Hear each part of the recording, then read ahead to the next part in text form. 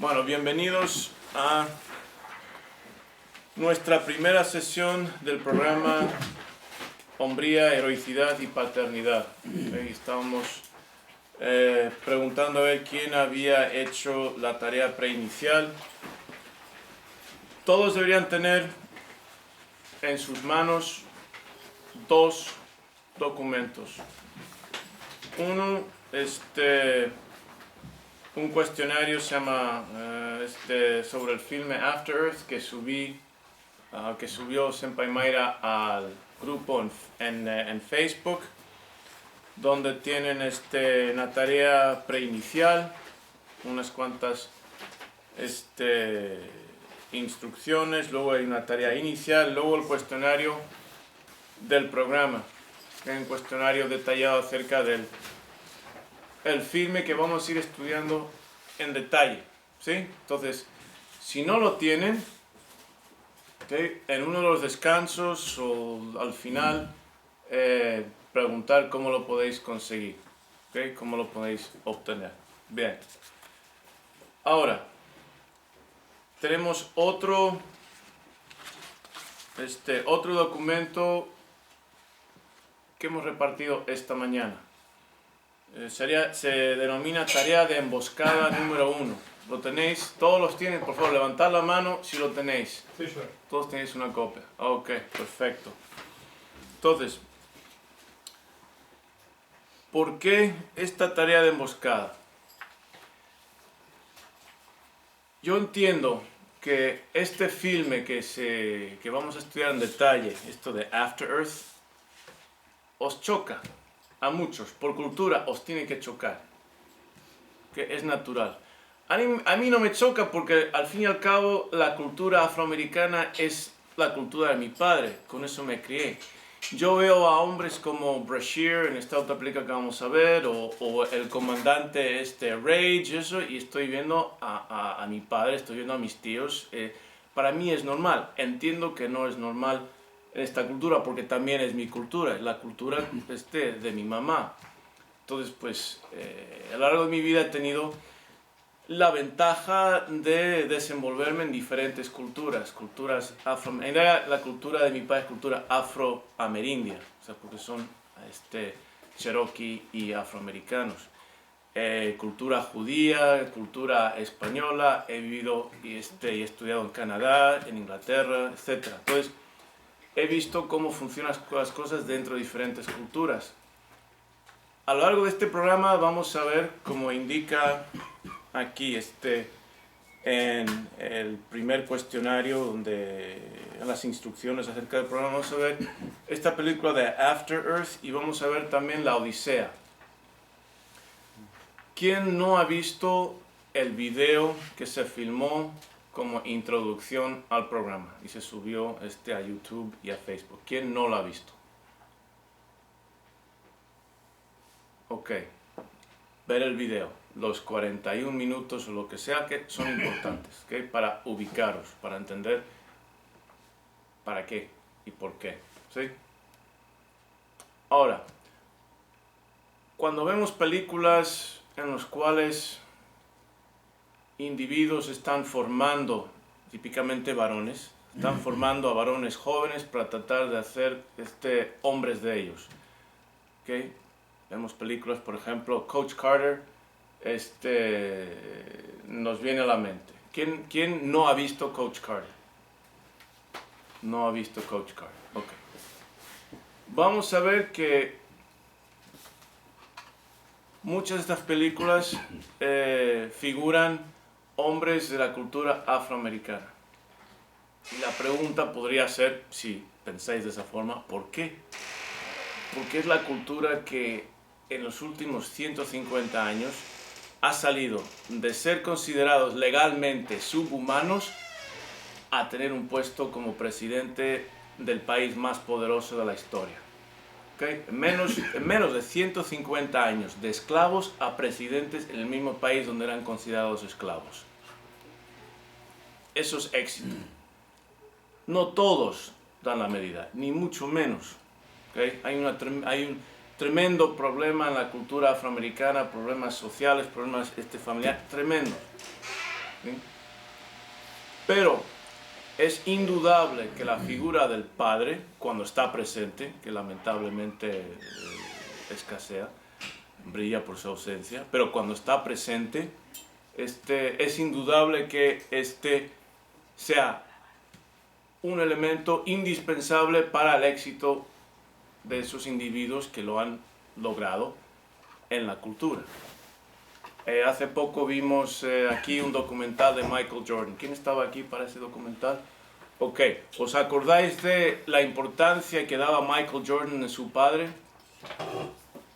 Ok, entonces entiendo perfectamente que en esta cultura, una cultura hispana podemos llamarla, o sea que de los Pirineos a Gibraltar y desde la línea aquí hasta Tierra del Fuego, que hay otro concepto de lo que significa ser papá, lo que significa ser hombre. Cuando nos ponemos a pensar en los hombres que se han destacado en la historia, en los últimos 50 años, 60 años, ¿cuántos son latinos?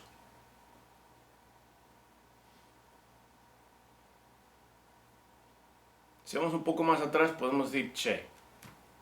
Che no era un hombre blando. ¿Okay?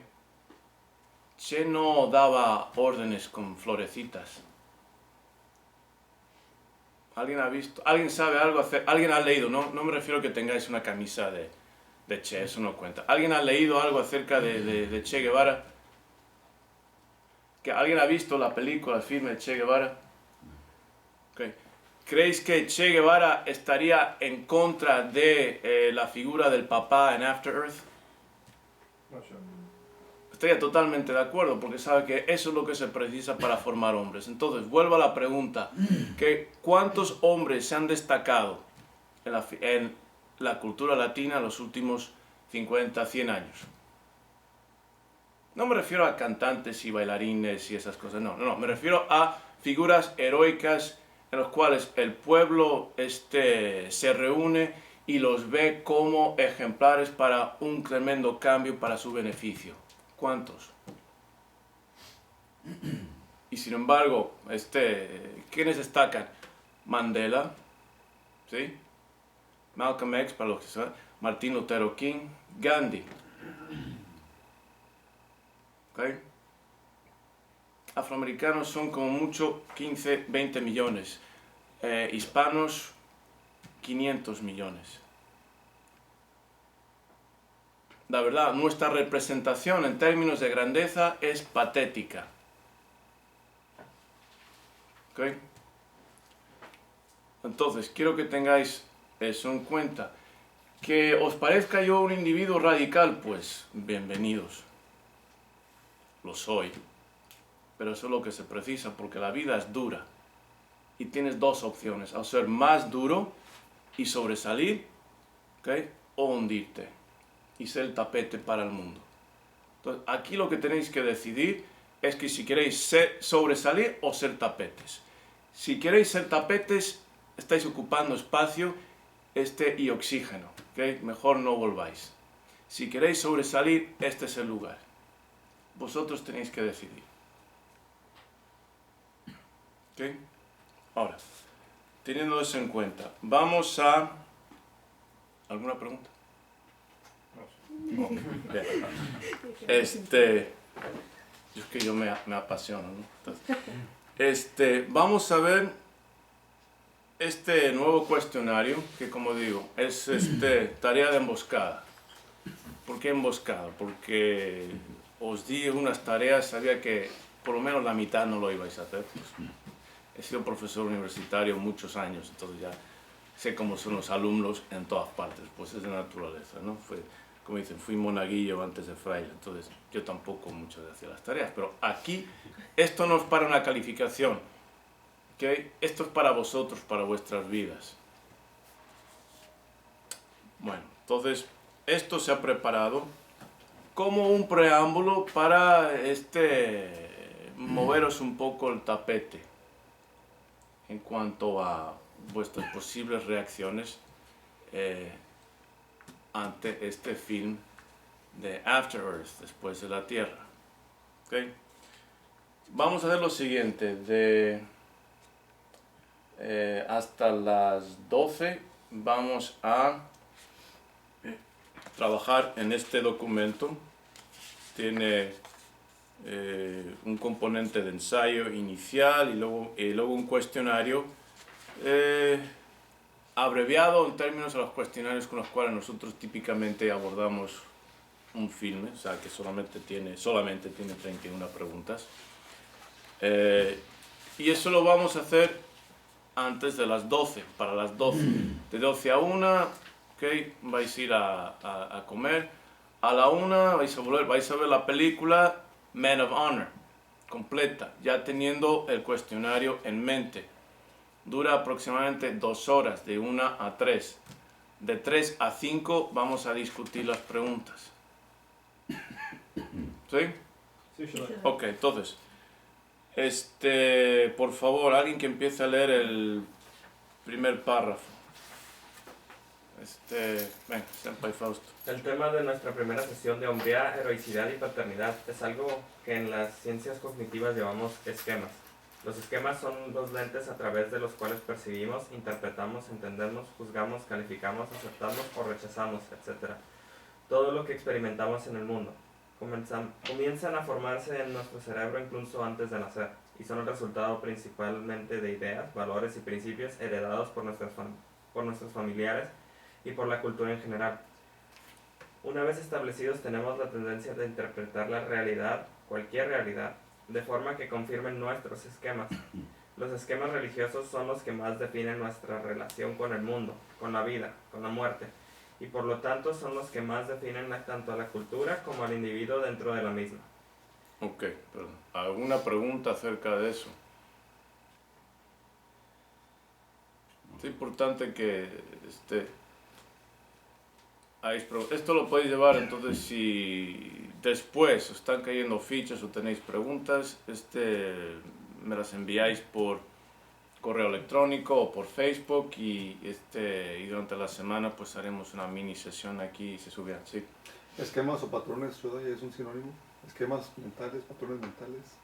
¿O tienen diferencia? Patrones por lo general se refiere a lo que percibimos o lo que hacemos, algo observable.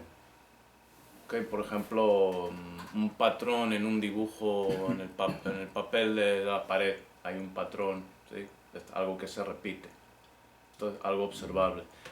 Con esquemas nos estamos refiriendo a algo interno, no puedes observar directamente los esquemas de las personas. Se manifiestan esos esquemas en los patrones, porque los patrones son algo objetivo, observable. Por ejemplo, un boxeador puede tener un patrón. Antes de lanzar un jab o un cruzado, hace un botecito aquí con las manos, ta, ta, ta, 3 y luego lanza. ¿Okay? Eso es observable. ¿A qué esquema está representado? Pues no se ve, no puedes mirar al boxeador sin haberle visto nunca y decir, pues ese hace esto antes de lanzar, no. ¿Okay? ¿Sí? El racismo se manifiesta como un patrón. Ves a una persona y simplemente pues no puedes saber si es racista o no. ¿Cómo sabes que es racista? Pues observando sus patrones de conducta.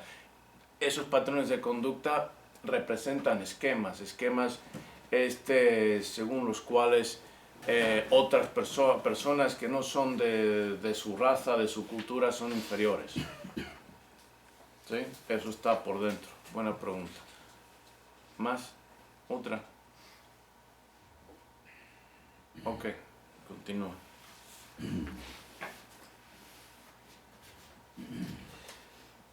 La decadencia a la que me refiero la describí en el siguiente discurso que reproduzco en parte a continuación.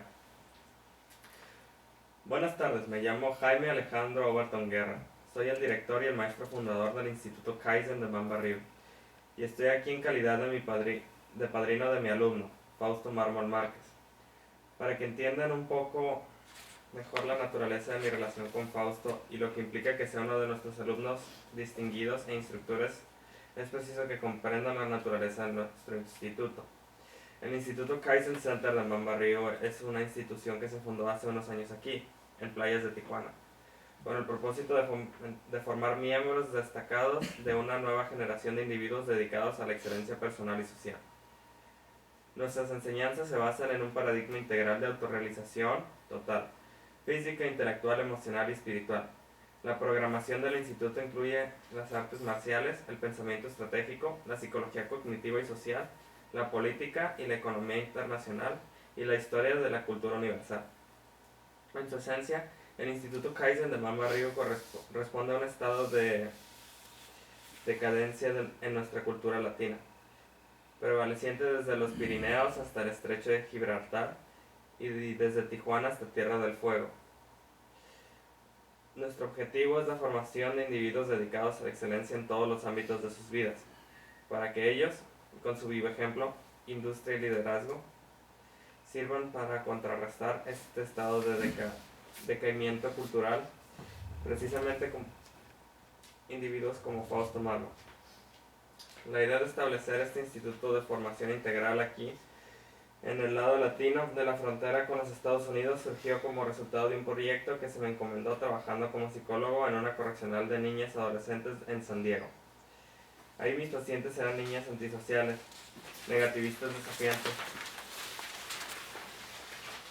pandilleras, prostitutas, alcohólicas y drogadictas. Y en su gran mayoría eran de origen hispano. Ok, pausa y un momento. Si no sabéis lo que significa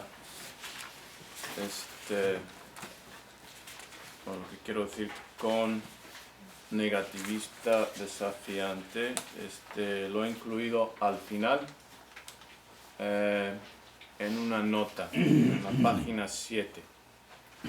¿Okay? Gustavo San, ¿puedes leer del término lo que significa para que tengáis una idea? Sí, claro. En mi artículo lo que hay que hacer. El término clínico negativista desafiante lo he aplicado de forma regular, esperando, como idealista iluso que a veces resultó, que el lector hiciera caso del accesible Google para salir de su ignorancia y lograr una comprensión del término. Grave error por mi parte. La condición de negativista desafiante se refiere a un trastorno conductual que, como todos los trastornos conductuales, se refleja en y afecta a no solamente la conducta en sí, sino que sobre todo distorsiona cómo el afectado percibe la conducta misma y, lo peor de todo, cómo recibe cualquier intento de corrección o de intervención correspondiente. ¿Qué punto hay? ¿Entendéis el problema? No solamente está en su conducta, sino en la forma en la cual perciben su conducta. Si le preguntas a un criminal que por qué está encerrado en la cárcel, casi invariablemente su respuesta es porque me pillaron. O porque mi novia dejó la puerta abierta. O porque mi compañero dejó de caer tal. O porque se me olvidó el guante y de ahí me trazaron. O sea, no es por lo que hice. Ese es el problema, su forma de pensar. No solamente la... Entonces, sus patrones son criminales, pero esos patrones corresponden a esquemas mentales. ¿Okay? Y lo peor de esos esquemas mentales es que por lo general buscan la forma de justificar su conducta, de no tomar responsabilidad. Porque las leyes, porque el policía, porque el juez, porque todo menos por mí mismo. Entonces, resulta muy difícil cambiar a la gente, no tanto porque sus patrones conductuales sean tan aberrantes, sean tan estrafalarios, no, resulta muy difícil cambiar a la gente o ayudar a la gente nadie cambia a nadie, ellos se cambian a sí mismos, pero es muy difícil lograr que la gente cambie, para empezar porque no quieren reconocer que tienen que cambiar. Casi siempre es otra persona, el mundo. Quieren cambiar el mundo para que se acomode a ellos. ¿Okay? Pues noticias, el mundo no va a cambiar. no para acomodar a nadie, al menos que tú lo cambies. Y no va a ser para tu comodidad, sino que va a ser para el beneficio de otros, o por lo menos el beneficio percibido. No vas a poder a cambiar al mundo para que tú estés más cómodo. Ah, no, ¿sabes qué? Todos deberíais dar la mitad de vuestro salario para que yo esté más cómodo en mi vida. Eso no va a pasar. ¿Sí? Pero esencialmente es lo que impide, la mentalidad que impide que la gente cambie. En vez de reconocer que ellos son los principales responsables por sus defectos, para empezar, no quieren reconocerlos como defectos. El problema no es que no estudié y por eso reprobé el examen. El problema es el examen fue muy difícil. ¿Okay? Oye, pero ¿el examen ese no se repartió entre 500 personas? Sí. ¿Y no fuiste tú el único en reprobar? Pues sí. Entonces, ¿cómo va a ser difícil? ¿Acaso quizás tú no diste la media? Ah, no, porque no pude estudiar porque mi mamá me mandó a sacar la basura. ¿Cuánto tiempo te llevó a sacar la basura? ¿3 minutos? Etcétera, etcétera, etcétera. He trabajado con mucha gente y en esencia esa es su actitud. ¿Okay? Entonces, el mayor problema es que no se perciben a sí mismos con sus defectos. Hacen todo lo posible para no verse como son. Evitar lidiar con esa realidad. Y sin encararte con ti mismo, pues no puedes superar. ¿Okay? Bueno, continúa. Da la casualidad de que el tratamiento de individuos diagnosticados con este trastorno, junto con aquellos diagnosticados con su versión más acentuada, la del trastorno disocial, era mi especialidad trabajando como psicólogo en una institución correccional adolescente femenina en los Estados Unidos. En breve, el negativismo se resume como el trastorno del comportamiento caracterizado por oposición, resistencia y rechazo a cooperar incluso con las peticiones más razonables y una tendencia a actuar de una forma contraria. Ok, perdón. Por ejemplo, eres un adolescente, tu papá, tu mamá te dice, saca la basura. ¿Qué te cuesta sacar la basura? Ah, pero 9 de cada 10 adolescentes dicen, luego. Ahora no, estoy ocupado. ¿Okay? ¿Cómo que luego? Y ese luego, ¿qué sucede? Más veces que no, ¿qué es lo que sucede con ese luego? ¿Qué es lo que pasa? ¿Se les olvida? Exactamente, se les olvida. Se les olvida. ¿Ok? Se les olvida. Pues vamos, ahorita voy.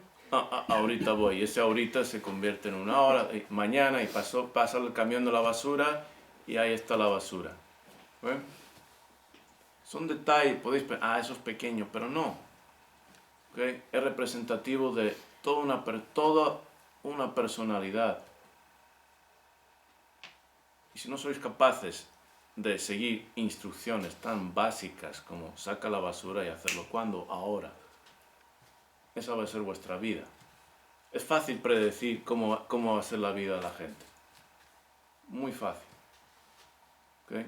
Simplemente puedes observarles en relativamente pequeñas, digo relativamente porque parecen pequeñas, como qué hacen cuando una figura de autoridad les dicen que hagan algo.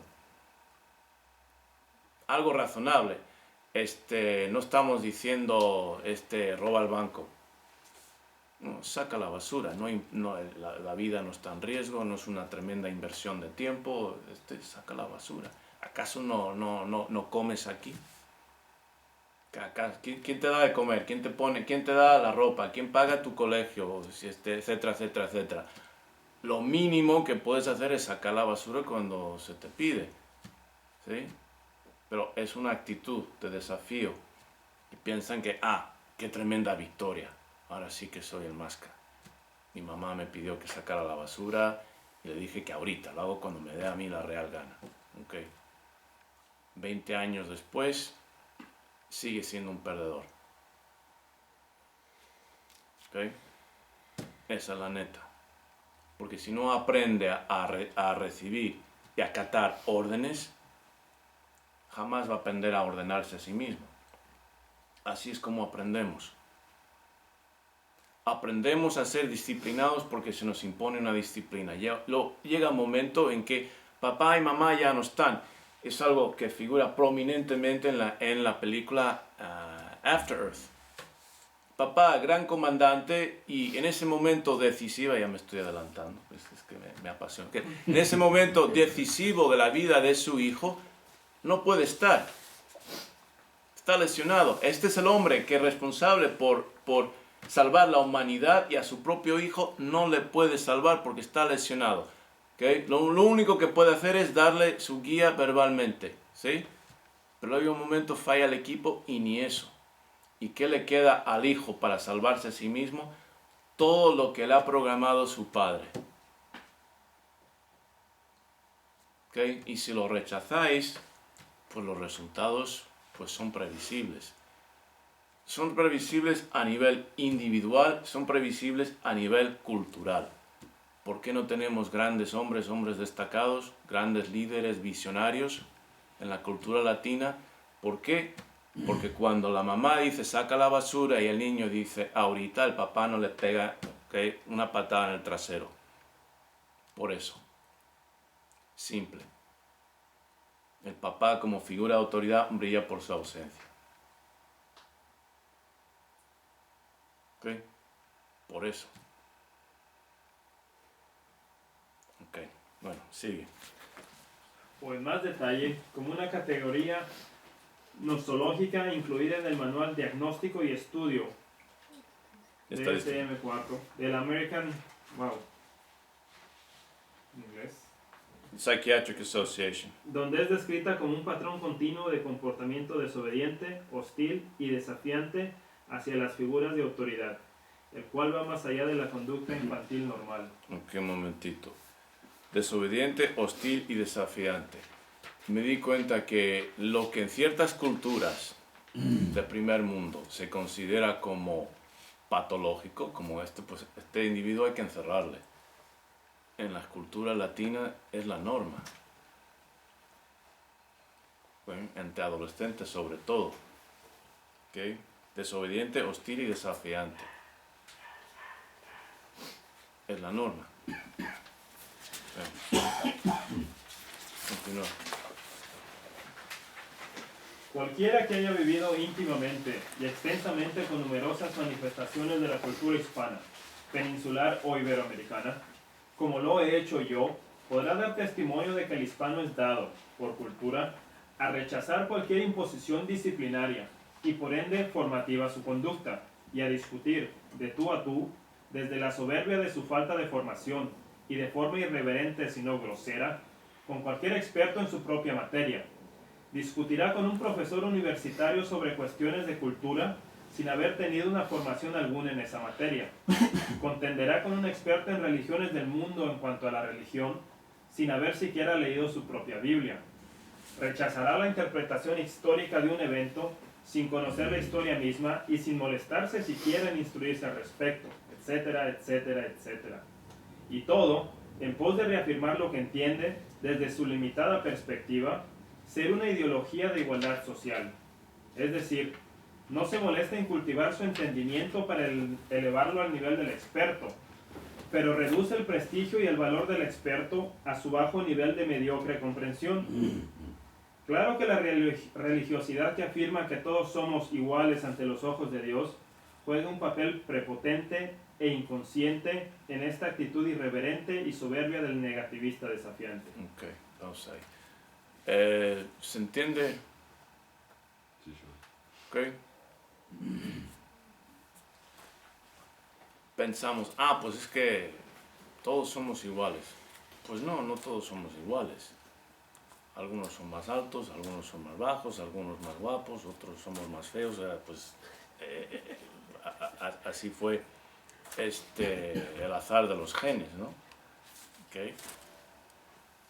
Algunos nacen en familias ricas, otros en familias pobres, etcétera, etcétera, etcétera. Eso es una ilusión.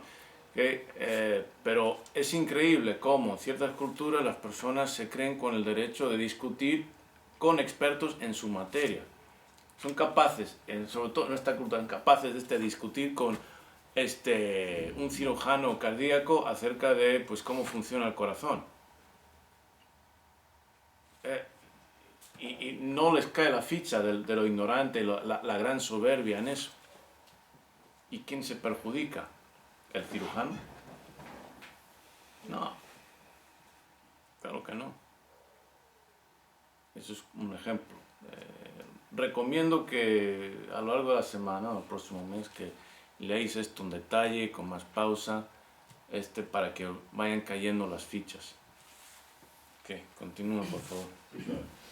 Pero la definición clínica del negativista desafiante es mucho más precisa y nos ayuda a comprender la esencia de un patrón autoderrotista en la psicología trastornada y disfuncional del hispano. Para cumplir con los criterios del DSM-4, deben tomarse en cuenta ciertos factores. Primero, el patrón de desafío debe ser lo suficientemente severo como para interferir con su habilidad para funcionar en la escuela, hogar o la comunidad. Segundo, el desafío no debe provenir de algún otro trastorno, tal como la depresión, ansiedad o un trastorno de conducta de mayor severidad, de tal manera que entonces no sería un trastorno en sí, sino parte del otro trastorno. Tercero, las conductas problema de la niña o niño han estado sucediendo por lo menos durante 6 meses. Okay. Entonces, si lo miramos desde el punto de vista cultural, pues son más de 6 meses, son 500 años. Okay. Y si vamos al origen de dónde se heredó mucho de este problema en cuanto a patrones, de dónde se heredaron los esquemas culturales que se manifiestan en estos patrones disfuncionales, pues de España. Okay. Y se manifiestan todavía en la cultura española. ¿Quiénes estuvieron conmigo para discutir el artículo ¿por qué los españoles no son emprendedores? Ok, bastantes. Y ellos pues son primer mundo. Entonces si ellos están así, pues okay, ¿cómo estamos nosotros que somos tercer mundo? Ok. Bueno, Fausto, continúa. ¿Alguna pregunta? ¿Comentario? Okay. Si tenéis preguntas durante la semana o algo durante el mes, me las podéis enviar y con mucho gusto las respondo. Una pregunta yo. Ajá. Una buena pregunta. En este caso me llamó mucho la atención que comenta que en el primer mundo la conducta que se toma aquí en los adolescentes o en los adultos es propia de individuos que meten a la cárcel, porque no cabe. Entonces, ¿qué tipo de mentalidad tenemos aquí en la cultura latinoamericana? Pues si lo medimos desde el estándar de una sociedad de primer mundo, donde para mantener un nivel de excelencia hay que exigir a la juventud, pues criminal. ¿Quiénes se comportan? ¿Quiénes se comportan con los mismos patrones que en el tercer mundo? O sea, ¿quiénes que se comportan con patrones tercermundistas en el primer mundo? ¿A dónde vais a ir? Al gueto. ¿Okay? Al gueto. Lo que yo llamo el tercer mundo dentro del primer mundo. Las mismas actitudes. He visto las mismas actitudes en mis familiares en el gueto que veo aquí en las familias. Los mismos patrones de disfunción, rebeldías, etcétera, etcétera, que se ven aquí. Entonces, me son familiares. Entonces, ¿qué se puede esperar si en este caso ya no solamente adolescentes, sino adultos tienen esos mismos patrones de conducta y se pasa de generación en generación? Pues se puede esperar la cultura y sociedad de cualquier país latino. ¿Okay? La gente se queja de la corrupción, se queja de la impunidad, ¿no? Se queja de que los políticos venden los recursos del país, o sea, más o menos de traición a la patria, etcétera, etcétera. Pues decirme en qué forma los políticos no se comportan de la misma manera que los ciudadanos comunes y corrientes. Si el ciudadano común y corriente, o sea, esto se ve perfectamente aquí en la zona de frontera, ¿okay? Mexicano va típicamente, no todos, pero van conduciendo, van en la línea y conforme se van acercando, para cruzar, ¿okay? Empiezan a colocar sus cinturones de seguridad, los niños se van atrás, se meten también, se sientan, colocan sus cinturones de seguridad. ¿Por qué? Regresan y fuera. Regresan y ya se olvidan de que alto significa alto. Se olvidan de que el semáforo en rojo, para. Se creen que eso es una sugerencia a su disposición.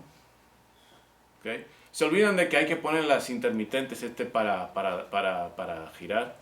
Pues no sé, yo no sé, la verdad, yo no sé ni por qué se molestan los vendedores de autos en poner intermitentes en los coches aquí.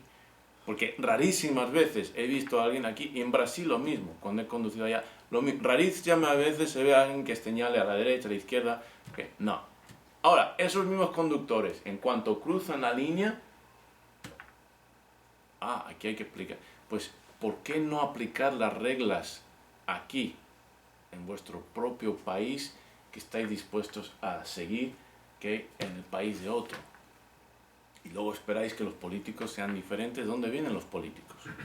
¿Y qué respeto pueden tener los políticos por un pueblo que tiene esas actitudes?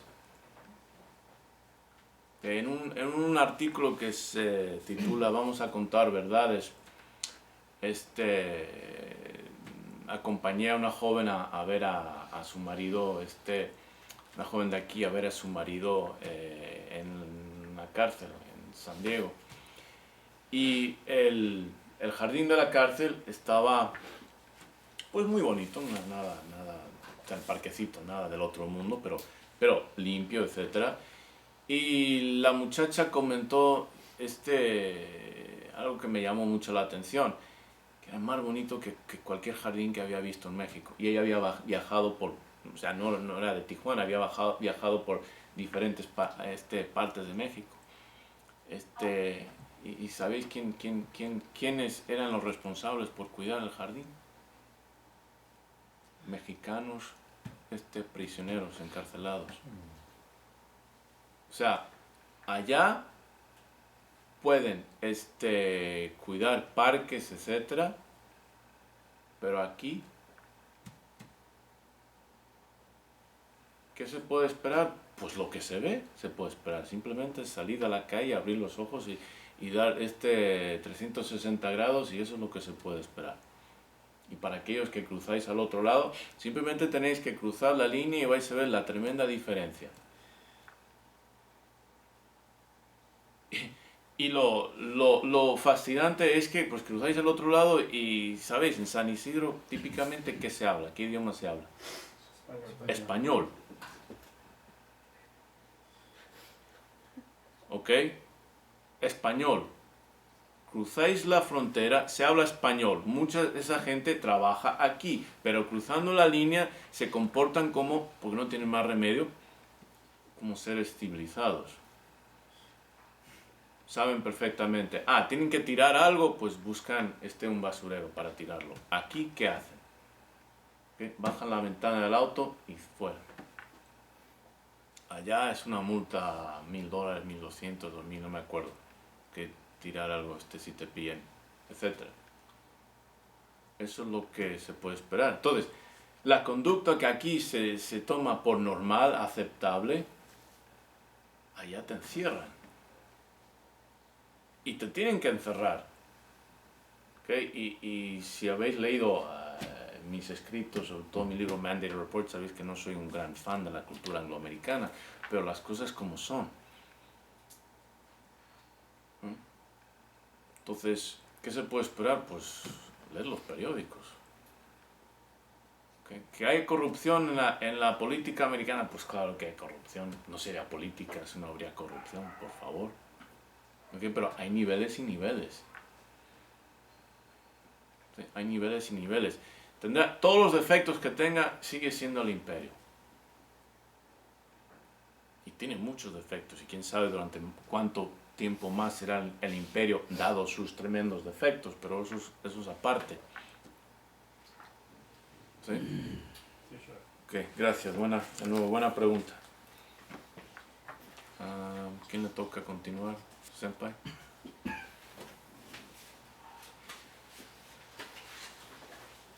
El proyecto consistía en investigar los orígenes del problema creciente del pandillerismo en los Estados Unidos y diseñar un programa social que lidiara con este cáncer que se considera el enemigo número 1, muy por encima de cualquier amenaza terrorista, que promete destruir la sociedad americana desde adentro.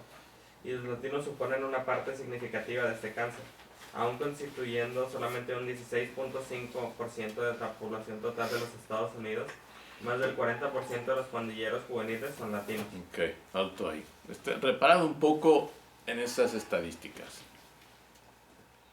Okay. 16.5% de la población total y más del 40% de los pandilleros juveniles son latinos.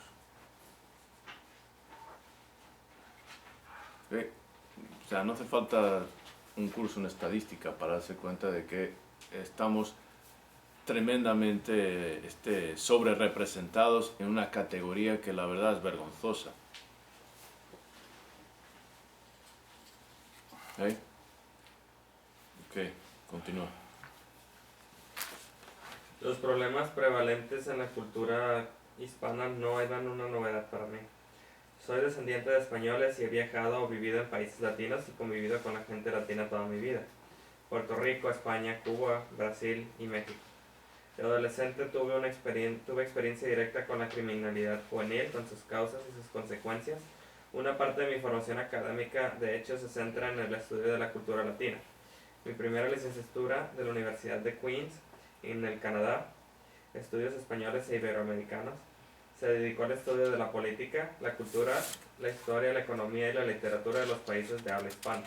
Y mi primera maestría fue en literatura latinoamericana.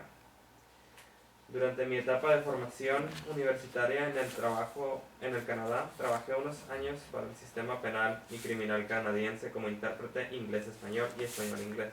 Ahí tuve ocasión de sobra para presenciar directamente el creciente estado de decadencia del pueblo hispano, trabajando casi exclusivamente en el ámbito del narcotráfico internacional. Llegué a conocer los detalles de docenas y no centenares de casos criminales, y con ellos las circunstancias de las vidas de los colombianos, venezolanos, peruanos, mexicanos, cubanos, argentinos, chilenos, panameños, nicaragüenses, bolivianos, etc. Usando mis entrevistas como trabajo de campo, escribí una tesina sobre el impacto socioeconómico del narcotráfico de cocaína en la población de Medellín. Trabajando con aquellas niñas del correccional y con sus familias, no tardé en darme cuenta de que su patología prevalente no era tanto la criminalidad de su conducta, sino algo mucho más profundo, mucho más insidioso, una falta de formación de naturaleza cultural.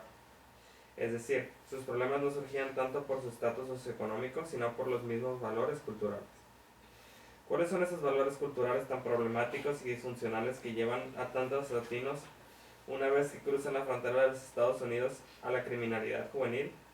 Simple, y seamos sinceros, la cultura latina idealiza el ocio y menosprecia la industria, idolatra el entretenimiento y la diversión y rechaza la formación intelectual. Glorifica el sabor de la comida por encima de la satisfacción de la condición física. Ensalza el placer y la indisciplina por encima de la responsabilidad y la formación. Ok, alto ahí. Repite cada uno de esos despacio. Sí, sure. La cultura latina idealiza el ocio y menosprecia la industria. Ahí.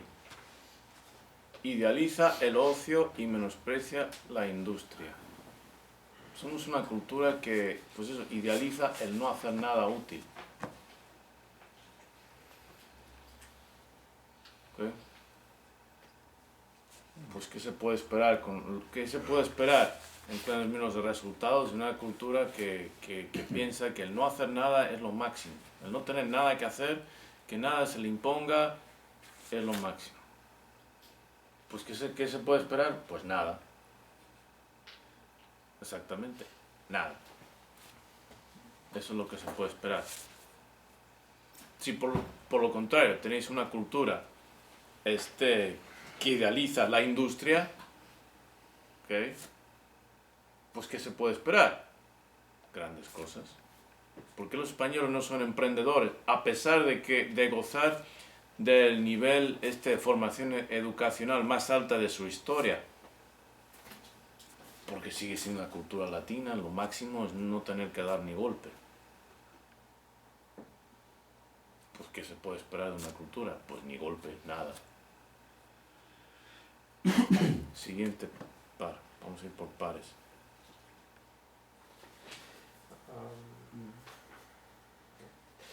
Idolatra el entretenimiento y la diversión y rechaza la formación intelectual. Okay. ¿Qué significa eso?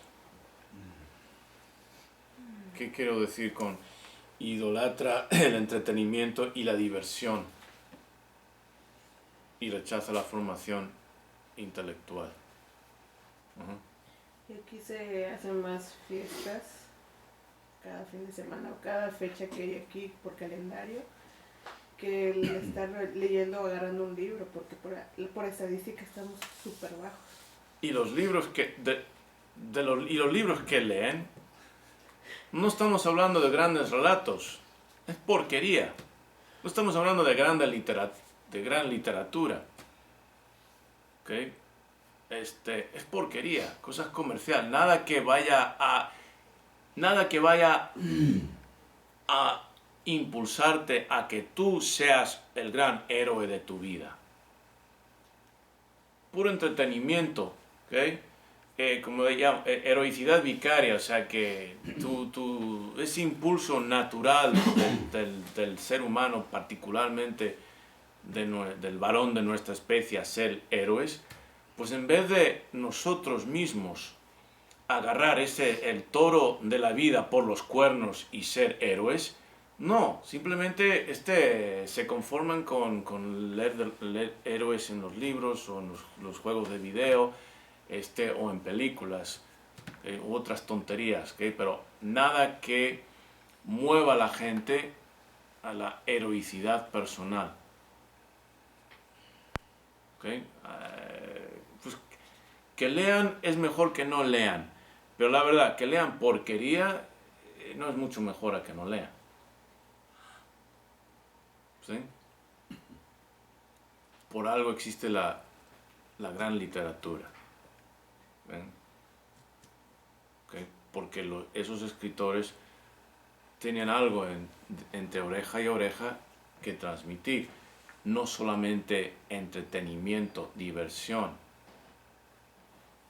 Si nos ponemos a pensar, ¿qué significa eso de entretenerse? O la palabra divertirse, ¿dónde viene?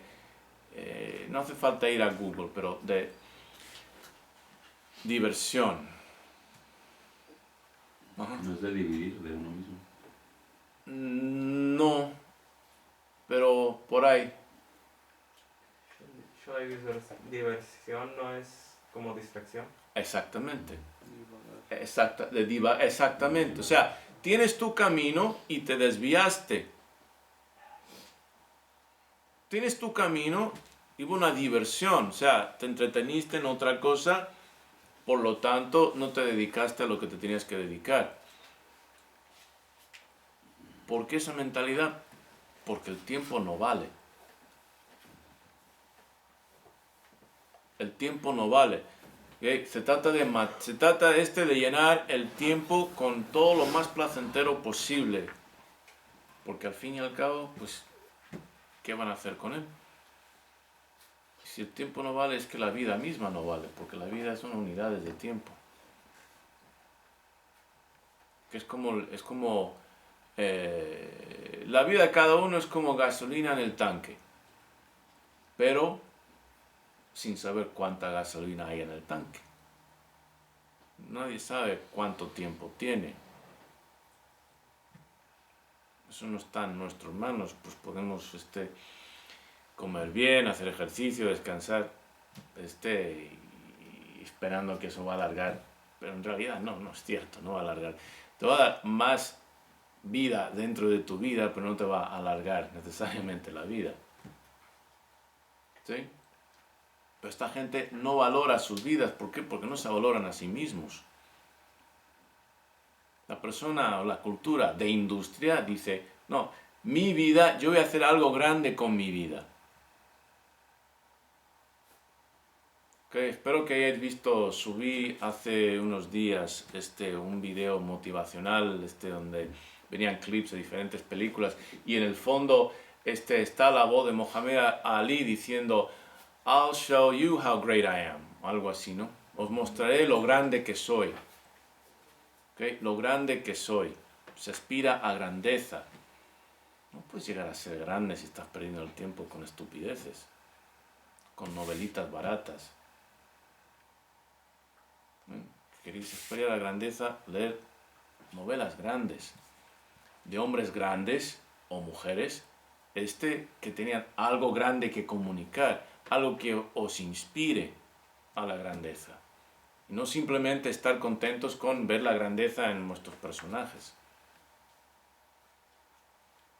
A mí siempre me parecía chistoso la gente en las artes marciales, siempre tenía amigos, muchos que compraban las revistas, se sabían los nombres de todos los maestros mejor que yo, y incluso nombres de técnicas, y ¿cómo sabes tú todo eso? Pero no habían pisado un dojo en su vida, o sea, tenías que noquearles para arrastrarles a meterles en el dojo. No, yo no voy a hacer eso, ¿cómo crees? Digo, tío, pero te pasas el tiempo leyendo las revistas, que deja de ser un wannabe, porque no tienen los huevos para ser.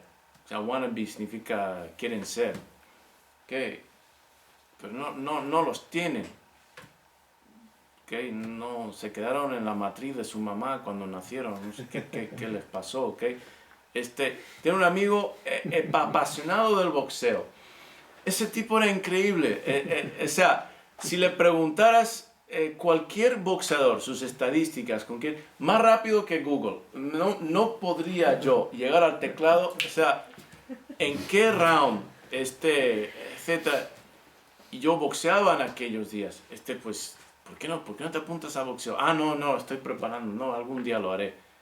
Así pasaron los años, las décadas, nunca lo hizo. ¿Ok? Nunca lo hizo. Entonces, el propósito de la literatura... Si un libro no te inspira a cambiar, no te inspira a ser el héroe de la única novela que importa, la tuya, tu vida, entonces es una porquería. Es una porquería de libro. Malgastaste tu dinero y tu tiempo. Bueno, quizá el dinero de otra persona que te lo regaló, pero lo peor, tu tiempo. El tiempo no es dinero, porque dinero puedes conseguir siempre más. Si hace falta, lo robas. Se lo quitas a alguien. Tiempo, no puedes conseguir más tiempo. ¿Ok? Venga, siempre sigue. Venga, no pierdas el hilo, ¿eh? Glorifica el sabor de la comida por encima de la satisfacción de la condición física. Ok. ¿No es cierto? He dicho algo aquí que no sea cierto. O sea, si he dicho algo aquí que no sea cierto, yo con mucho gusto me retraigo y pido disculpas a 500 millones de personas. ¿Okay? Pero, a ver, ¿quién es el guapo que me va a llevar la contraria en esto? ¿Ok? ¿Acaso las familias se reúnen para hacer ejercicio o salir a correr o tal en la misma medida que se reúnen para comer? ¿Okay? Fiesta familiar, ¿qué representa? Comida y bebida, perder el tiempo y mala música. ¿Okay? Inspiran los individuos a que hagan algo con sus vidas.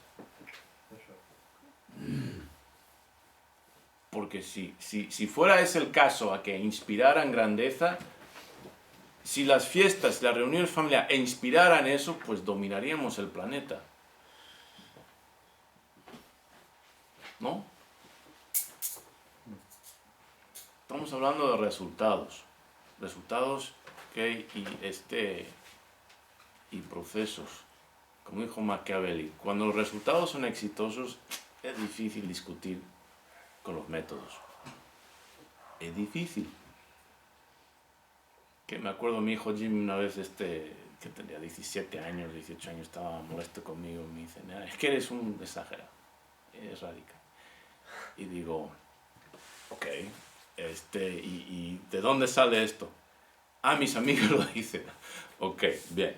¿Cuántos de tus amigos han sido 5 o 6 veces campeón nacional en cualquier cosa? O sea, de ambos, Canadá y Estados Unidos, en cualquier cosa. En sonarse las narices, ¿ok? Cualquier cosa han sido ninguno. ¿Cuántos de tus amigos, National Merit Scholars, cuántos de tus amigos graduaron de una de las high schools más difíciles del condado de San Diego, donde van, University High, donde van casi todos los hijos de los profesores de UCSD? Y se graduó número 1. Tan competitivo era que se decidió en la tercera decimal. Y empató con otra chica. ¿Cuántos fueron elegidos varias veces atleta del año en su high school? ¿Cuántos recibieron becas escolares académicas a todas las universidades a las cuales aplicó a Harvard, decidió por Stanford porque decía, es el número 1 ahí donde quiero ir, pero Princeton, Harvard, todas las que, y becas acá, y le ofrecieron becas atléticas porque era la estrella de su equipo de lucha. Y en Stanford entró con beca académica y encima beca atlética como miembro del equipo de lucha, y le daban un estipendio, un stipend, una mensualidad, $1,000 al mes solamente para comprarse ropa. ¿Okay? Tenía más ropa que Imelda Marcos, o sea, su vestuario era increíble, el muchacho. No le cabía la ropa, no me cabía porque era más pequeño. ¿Cómo es posible? Pero si esto ni te lo has puesto. Ya sé, pero pues me dan este dinero. ¿Okay? Pues cuando tengas amigos que se hayan destacado de esa forma, entonces ellos podrán hablar, ellos, sus padres, podrán hablar de mis métodos, que cuando tengan los resultados. ¿Okay? ¿Sí? Ok, continúa. Ensalza el placer y la indisciplina por encima de la responsabilidad y la formación. Sí. Como característica cultural, la familia latina es excesivamente consentidora con los hijos. En la familia latina domina la permisividad y el consentimiento por encima de la exigencia y del orden. Carecemos, en pocas palabras, de bases culturales para la excelencia. Ok. Vamos a tomar un descanso 5 minutos.